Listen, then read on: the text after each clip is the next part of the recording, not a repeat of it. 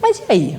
Depois desse investimento todo, o que de fato, 17 anos depois, se transformou, se consolidou como terapia usando as células-tronco da medula óssea? Se eu tivesse que resumir em uma palavra, eu diria nada. Durante esse período, a gente foi descobrindo que esse modelo aqui de que a medula óssea teria toda essa versatilidade, ele era um pouco simplificado, tá? Um pouco naivo.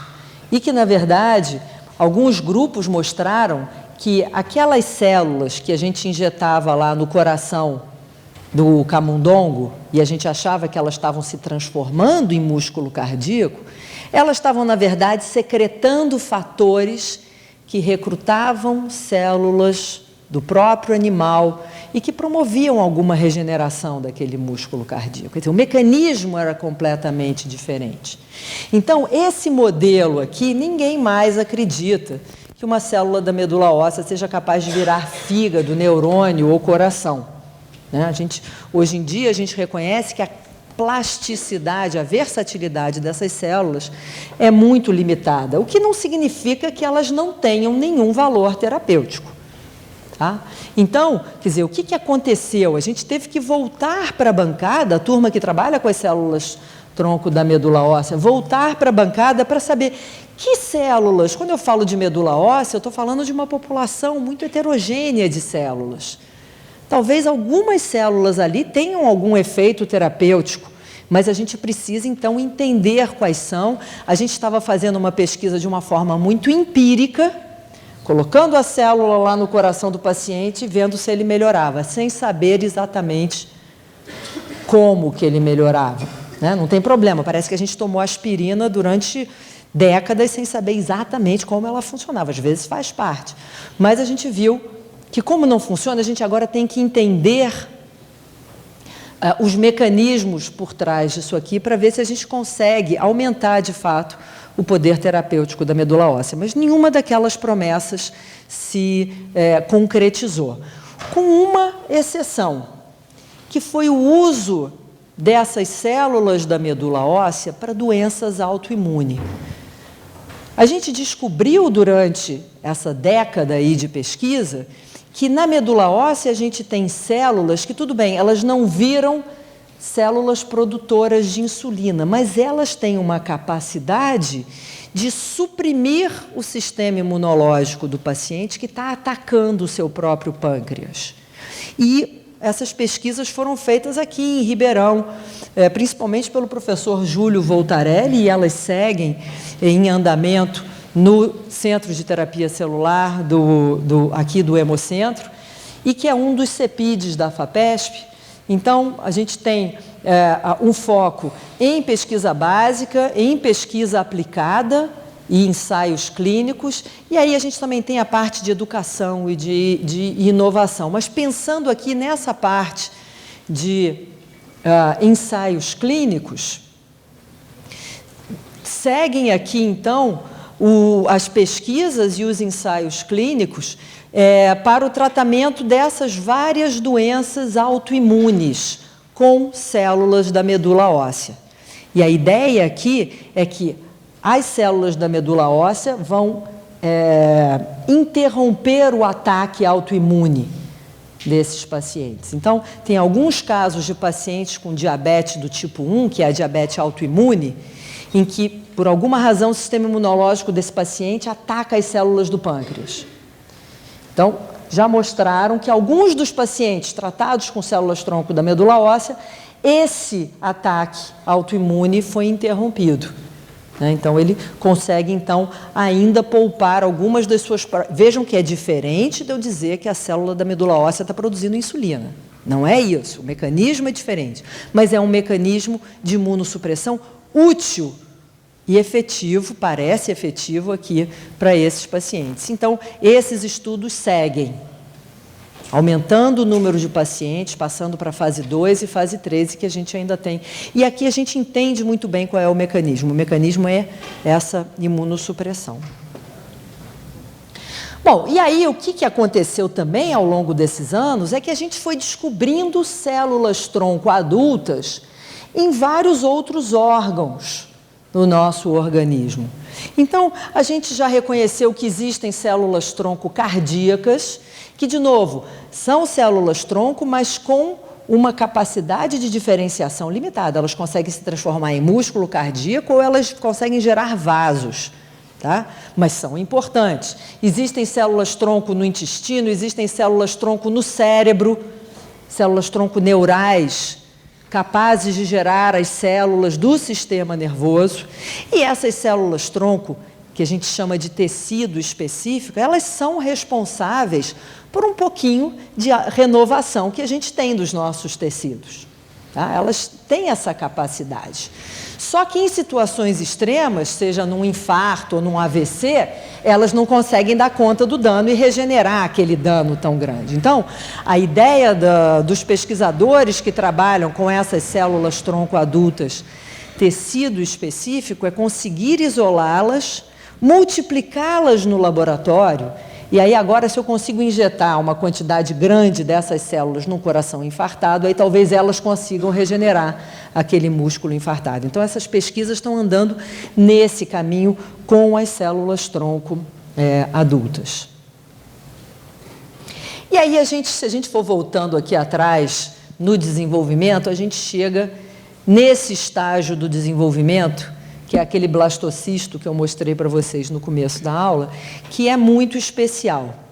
Por quê? Porque essas células aqui da massa celular interna, essas são as células que vão dar origem a todos os tecidos do indivíduo adulto. Tá? Mas, nesse estágio do desenvolvimento, elas ainda não se comprometeram com nenhum deles. Então, elas são verdadeiros coringas, aquele coringa do baralho que vale para qual. São essas células daqui. Tá? E aí, mas elas são só, sei lá, nesse embrião devem ter umas 30 células dessas. Eu não posso regenerar um músculo cardíaco com 30 células, né? Então, entram em cena essas células-tronco embrionárias. Então, nos anos 80, os pesquisadores da Inglaterra conseguiram estabelecer as condições de cultura para ele conseguir tirar essas células. Isso aqui foi feito em Camundongo, tá? Em 1981 foi publicado isso. Ele conseguiu estabelecer as condições de cultura em que ele conseguia fazer essas células aqui da massa celular interna se multiplicarem sem perder a sua pluripotência. Tá? Então, está aqui aquelas 30 células, ele retirava desse embrião, colocou em cultura e elas começaram a se multiplicar em cultura. Então, isso aqui, a gente olhando lá no laboratório, uma plaquinha de cultura de células-tronco embrionárias de Camundongo. Vocês estão vendo aqui esses grumos brilhantes? São dezenas dessas células que crescem nesses conglomerados. Aqui embaixo tem uma camada de fibroblastos fetais que estão produzindo fatores para manter essas células não diferenciadas. Tá? Quer dizer, a grande vocação dessas células embrionárias é se diferenciar, é começar a se especializar, a se comprometer com um tipo celular. Esse estado pluripotente delas aqui, não diferenciado, é muito efêmero. Dali a 2 dias elas já vão ter se dividido em endoderma, ectoderma, mesoderma. Né?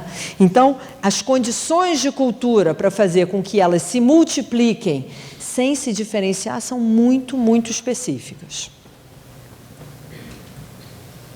Então, a gente dá essas células-tronco embrionárias, elas têm uma medalha a mais, elas têm um título a mais, que além de células-tronco, a gente diz que elas são pluripotentes, porque ser pluripotente significa que você consegue se diferenciar em células derivadas do endoderma, ectoderma e mesoderma, quer dizer, dos 3 folhetos embrionários. Tá?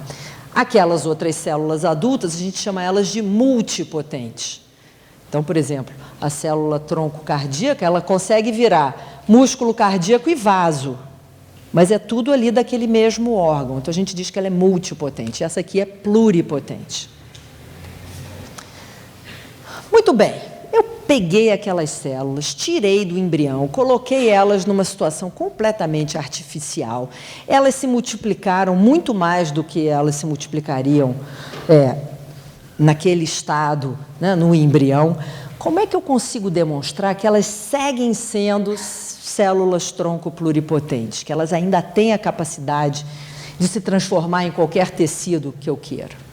A gente faz um teste, a gente faz esse ensaio, que se chama um ensaio de formação de teratoma.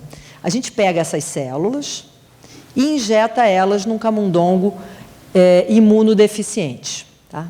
Quando essas células estão no organismo, elas começam a receber vários estímulos diferentes. E se elas forem células de fato versáteis e pluripotentes, elas são capazes de responder a esses diferentes estímulos e elas começam um processo caótico, desorganizado de diferenciação. E elas dão origem a esse tumor que a gente chama de teratoma. Teratoma é um tumor altamente diferenciado. Quando você faz a histologia deles, você vê neurônio, você vê pedaço de intestino, pedaço de osso, músculo. Tá?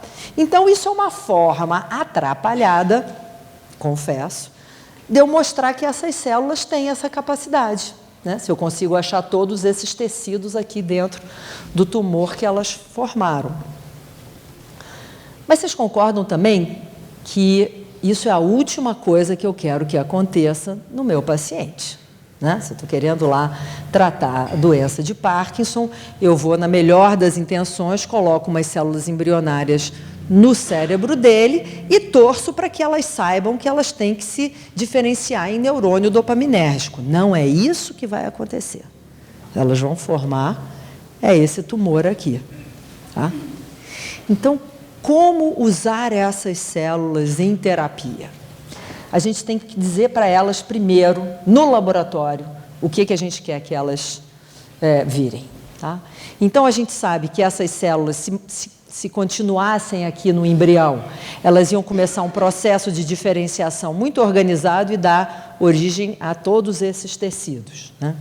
Eu consigo, no laboratório agora, mudando as condições de cultivo dessas células, fazer com que elas comecem a se diferenciar, comecem a se especializar lá na minha placa de Petri.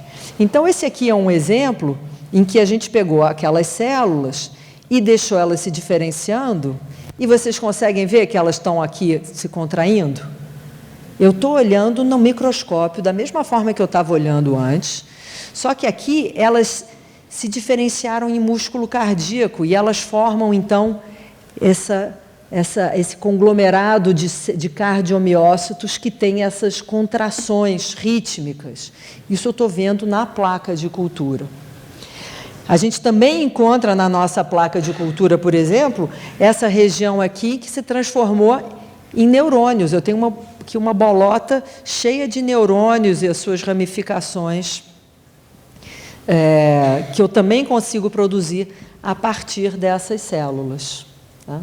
Então, o grande desafio para o uso dessas células em terapia vem sendo o desenvolvimento, não dá para ler nada daqui, mas enfim, o desenvolvimento dos diferentes protocolos que fazem com que eu consiga dirigir a diferenciação delas para o tipo celular que me interessa. Então, eu sei que se eu tratar elas com esses FGF, esses fatores de crescimento todos, eu vou produzir células do sistema nervoso. Se eu tratar com isso aqui, eu vou conseguir, então, fazer células de músculo ou células do sistema hematopoéticos. Então, ao longo desses anos todos de pesquisa com células-tronco, se você olhar a literatura, os cientistas vêm desenvolvendo estratégias para dirigir a diferenciação delas para tipos celulares específicos que nos interessam. E aí é interessantíssimo a gente ver que, de fato, eles conseguem fazer isso e mais, que essas células, por exemplo, esses neurônios aqui, gabaminérgicos, produzidos a partir das células embrionárias de camundongo, quando transplantados num modelo de doença, modelo animal de uma doença neurodegenerativa, doença de Huntington, esses animais melhoram, essas células se integram no sistema nervoso dele e ele melhoram, né? Aqui, neurônios dopaminérgicos também transplantados num modelo animal para a doença de Parkinson. Então, aqui a gente está, de fato, produzindo aquelas células deficientes naquela doença e mostrando que, quando elas são transplantadas nos modelos animais daquelas doenças, elas conseguem se incorporar àquele órgão doente e promovem uma melhora desses animais. Tá? E é por isso, então, o grande entusiasmo com as pesquisas com células-tronco embrionárias. E foi só em 98, quer dizer, foi só, já vai fazer 20 anos ano que vem, mas enfim, em 98 que foram derivadas as primeiras células-tronco embrionárias humanas. Tá? Até então a gente vinha trabalhando só com o camundongo. Então foram células derivadas de blastocistos humanos, né? Aqueles embriões excedentes dos ciclos de fertilização in vitro, que nos Estados Unidos eles podem ser descartados, aqui no Brasil eles não podem ser descartados, mas eles ficam lá esquecidos nos tanques de nitrogênio líquido, e a gente pode usar eles para pesquisa com células-tronco. Então, a partir dessa massa celular interna, a gente consegue produzir essas linhagens de células-tronco embrionárias, agora humanas. E aí, a ideia é que a gente pegue tudo que a gente aprendeu com as células-tronco embrionárias de camundongo e aplique nas células-tronco embrionárias humanas para produzir aqueles diferentes tecidos para terapia. Tá? E aí, apesar de todo esse meu entusiasmo, né, quais são os desafios que a gente tem para as terapias com células-tronco embrionárias? E o primeiro deles é a questão de segurança. Eu mostrei para vocês que, se por um lado essa célula ser pluripotente, ser tão versátil, é uma vantagem, eu posso produzir neurônio, eu posso produzir fígado, coração, etc. Por outro lado, eu tenho que ter certeza que, se, por exemplo, eu estou desenvolvendo lá uma terapia para a doença de Parkinson, que eu sei que o que eu preciso é produzir neurônios dopaminérgicos. Eu tenho que ter certeza que naquela minha população de neurônios que eu fiz a partir das minhas células embrionárias, não sobraram ali células indecisas, células não diferenciadas, que quando eu colocar no cérebro no meu paciente, vão formar um tumor, vão formar um dente ali no cérebro, quando eu queria que elas... Tá? Então, antes dessas... Quer dizer, isso é para vocês entenderem por que os ensaios em seres humanos, os testes em seres humanos com células embrionárias demoraram muito mais para começar do que com as células adultas. Tá? Porque a gente tinha essa questão da segurança. Então, o que a gente vê na literatura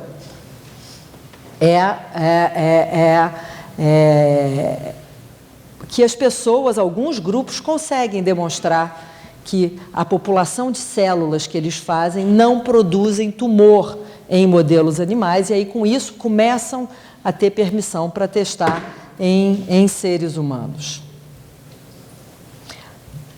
Então, a gente tem um exemplo, que é o exemplo dessa empresa aqui, que foi pioneira em testes em seres humanos com células-tronco embrionárias. Eles, em 2010, começaram a testar o uso dessas células para o tratamento de lesão de medula espinhal.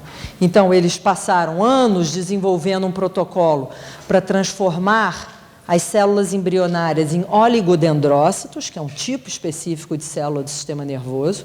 Mostraram que esses oligodendrócitos eram seguros nos modelos animais, não formavam tumor nos modelos animais e que promoviam alguma recuperação de movimento em ratos com lesão de medula. Então, depois de testar 2.000 ratos e camundongos e mostrar segurança e alguma eficácia, eles receberam, então, a permissão do FDA para começar os ensaios em seres humanos, que começaram em 2010. Hoje em dia, essa empresa, essa parte está sendo desenvolvida por essa outra empresa, a Asterias, que segue, então, acompanhando esses pacientes. Tá? Uma outra empresa que logo em seguida também recebeu a aprovação para começar o teste em seres humanos é essa Advanced Cell Technology. E aqui eles usaram as células embrionárias para produzir células da retina. E mostraram em modelos animais que essas células eram capazes de regenerar a retina de modelos com degeneração da retina. E elas não formavam tumor. Então, de novo, eles também tiveram a aprovação e começaram os testes em seres humanos. Esse pessoal todo já publicou artigos demonstrando segurança, demonstrando que 2 anos, 4 anos depois, nenhum dos pacientes desenvolveu tumor. Tá? Então, esses são os ensaios de fase 1, em que a questão principal é a segurança. Tá? Então, o que eles vão querer ver? Se não formar tumor naqueles modelos todos, significa que não forma tumor em seres humanos. E a outra coisa importante é também saber se essas células vão sobreviver naqueles pacientes. Tá? Estou pegando células de um embrião e transplantando numa pessoa. Será que essas células vão ser reconhecidas como um ser externo a ser atacado pelo sistema imunológico? Né? Essa questão da compatibilidade, essas células vão ser atacadas ou não? Isso também a gente vai aprender nesses ensaios clínicos de fase 1. Essa empresa também mudou de nome. E a gente está agora, esse ano, começa um ensaio clínico na China para o tratamento da doença de Parkinson. Então, é um grupo que produziu neurônios dopaminérgicos a partir das células embrionárias e eles vão começar a testar o efeito de injeção desses neurônios no cérebro de pacientes com doença de Parkinson. Tá? Bom, mas a gente ainda dentro lá daqueles desafios, eu mencionei para vocês essa questão da compatibilidade, né? Quando a gente faz um transplante de órgãos, é fundamental que haja uma compatibilidade entre o doador e o receptor. E mesmo assim o receptor tem que ficar tomando alguma imunossupressão. Será que eu estou fazendo esses transplantes de células, né, derivadas lá do embrião? Será que essas células vão ser rejeitadas? Será que elas são imunogênicas? Né? Então, esses ensaios clínicos aí, eles estão usando alguma imunossupressão, primeiro, para ver, e eventualmente vão tirar essa imunossupressão dos pacientes para ver se essas células sobrevivem no corpo ou se elas são atacadas. E aí tem um grupo que está trabalhando no desenvolvimento de uma terapia para diabetes, que desenvolveu uma estratégia muito interessante, quer dizer, eles conseguiram transformar as células embrionárias em células produtoras de insulina. E aí eles pensaram, bom, vamos injetar essas células no paciente. Mas e se elas forem rejeitadas? Então, eles encapsularam essas células para que elas fiquem invisíveis ao sistema imunológico. Então, a gente também tem esse ensaio clínico aí em andamento. Desde 2014, eles começaram a testar essas células produtoras de insulina em pacientes com diabetes insulina dependente, tá? Bom, mas vamos pensar o seguinte, e se essas células começarem a ser rejeitadas? O que eu vou fazer? Né? E se eu pudesse fazer uma célula embrionária geneticamente idêntica ao meu paciente? Não seria bom? Aí eu não teria nenhum problema de rejeição. Né? A célula seria geneticamente idêntica, a minha célula do pâncreas seria geneticamente idêntica ao paciente e estaria tudo certo. Mas como é que eu vou fazer uma célula embrionária geneticamente idêntica a mim se eu deixei de ser um blastocisto há 50 anos? Né? Passou. De onde é que eu vou tirar essa célula pluripotente? E aí veio a ideia de se usar a clonagem para isso. Tá? Lembram da Dolly? Né? Como é que a clonagem ou a transferência nuclear podia funcionar para nos ajudar a fazer isso? A gente podia pegar aqui uma célula adulta minha, tirar o núcleo, colocar o núcleo num óvulo vazio e ativar isso aqui conseguiria se desenvolver como um embrião e começar o desenvolvimento embrionário, fazendo um embrião clonado meu. Quando esse embrião chegasse ao estágio de blastocisto, ele seria, então, em vez de ser transferido para um útero, que ia caracterizar a clonagem reprodutiva, que não deve ser feita, a gente levaria isso aqui, esse embrião, para o laboratório, tiraria as células embrionárias, cultivaria e faria alguns neurônios para eu recuperar a minha memória, que anda falhando, sem ter um risco, né, de rejeição, porque seriam células geneticamente idênticas a mim. E um grupo, em 2013, um grupo conseguiu fazer isso.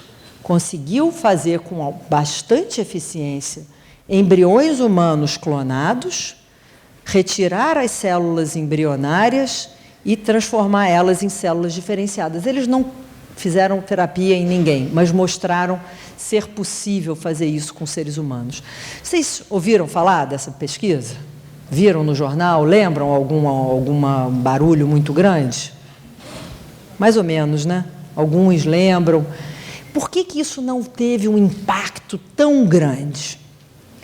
Porque esse grupo estava 6 anos atrasados. Em 2007, um grupo japonês estava querendo entender o que acontece, qual é a mágica que acontece quando eu ponho esse núcleo aqui dentro desse óvulo, que esse núcleo é reprogramado e ele regride para um estágio de embrião. Vocês entendem que é isso que acontece aqui? Quer dizer, esse óvulo é uma caixa preta, que tem umas coisas ali, que pegam aquele núcleo que é de célula de pele e liga e desliga uma série de genes e ele passa a se comportar como um núcleo de um zigoto, né? Se eu conseguisse descobrir que fatores são esses, eu não precisaria de óvulos, eu não precisaria dessa complicação toda, eu conseguiria regredir isso de uma forma muito mais fácil. E foi isso que esse grupo mostrou em 2007, em 2006 com camundongo e 2007 com humanos. Que se a gente pega aqui fibroblastos e a gente ativa esses 4 genes, só 4 genes, isso é suficiente para iniciar uma cascata de reprogramação dessas células que 1 mês depois elas se transformaram em células-tronco pluripotentes. Então, olha aqui, isso aqui são células-tronco embrionárias, derivadas de embrião, e aqui as células-tronco reprogramadas. E elas são quase indistinguíveis. Tá? Esse pesquisador Shinya Yamanaka, ele deu o nome dessas células de células-tronco de pluripotência induzida, tá? Que a gente chama elas, então, de IPS. Então, hoje, nós somos capazes, você compra um kit da Life Technology, abre os tubinhos, mistura o tubo A com o B, com o C, com o D, com as suas células, e 1 mês depois você transformou uma célula adulta, seja de pele ou de sangue, em célula-tronco pluripotente. De qualquer um de vocês aqui, a gente é capaz de fazer. Tá? E esse pesquisador, por isso, ganhou em 2012 o Prêmio Nobel da Medicina e Fisiologia, porque realmente essa técnica revolucionou a forma da gente fazer pesquisa. Então, se a gente voltar lá para aquela questão de eu fazer as células-tronco geneticamente idênticas ao paciente, eu não preciso mais de doadora de óvulo, eu não preciso cultivar embrião, eu não preciso fazer transferência nuclear. A gente, com muita facilidade, pega aqui um pouquinho de sangue, faz aquele abracadabra da reprogramação, essas células viram células IPS, células pluripotentes, e agora eu seria capaz de diferenciar elas no tipo que me interessa para esse meu paciente. Se é um infartado, eu vou fazer músculo cardíaco, né? Se é uma lesão de medula, eu vou fazer, quem sabe, aqueles oligodendrócitos e fazer o meu transplante. E para vocês verem como isso vem avançando rápido, em 2013, eu acho, foi 13? Deixa eu ver. Em 2014, foi iniciado o primeiro ensaio clínico no Japão, usando células IPS, essas células IPS, de novo para regeneração da retina. Eles transformaram essas células nessas células daqui de retina, né? E aí eles transplantam isso no fundo do olho da paciente. Vamos ver o que acontece. Tá?